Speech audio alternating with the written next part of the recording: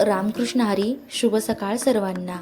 आजपासून कार्तिक महिना सुरू होत आहे आणि कार्तिक महिन्यामध्ये पहाटे उठून आंघोळ करून देवाची पूजा करणे, अशा पद्धतीने कार्तिक स्नान केलं जातं. आणि 3 ते 4 वर्षापासून मला हे करण्याची खूप इच्छा होती, तर म्हटलं चला आपणही करून बघूया.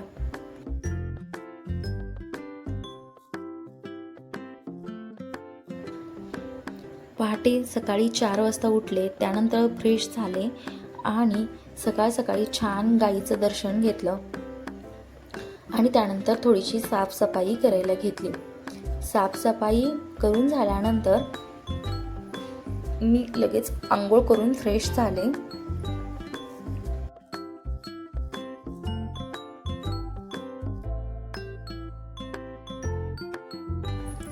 सिंपल असं फास्टमध्ये आवरून घेतलं, कारण सकाळी कितीही फास्ट आवरलं तर वेळ हा कमीच पडतो. त्यानंतर 1 ग्लास पाणी पिले आणि छान बाहेर सडा टाकला आणि छोटीशी रांगोळी काढून घेतली.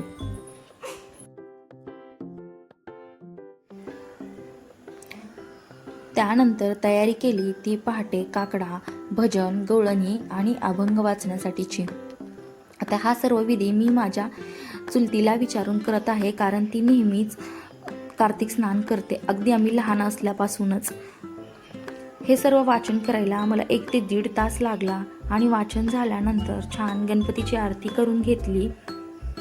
त्यानंतर सूर्योदय होण्याची वेळ झाली होती, म्हणून फुले वगैरे तोडून आणली पूजेसाठी. बाहेरचं वातावरण अगदी मस्त झालं होतं, थोडा प्रकाश पडलेला होता आणि हे फुलं पाहून तर मन अगदी खुश होऊन गेलं.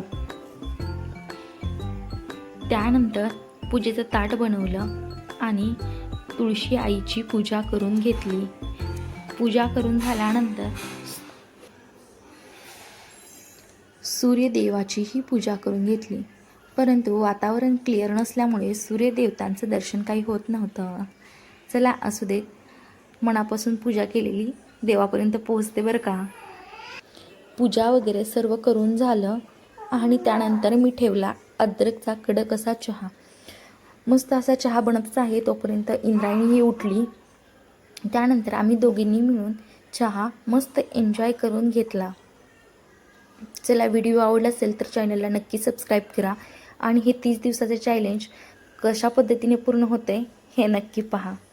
चला भेटूया नेक्स्ट ब्लॉगमध्ये. तोपर्यंत बाय. रामकृष्ण हरी.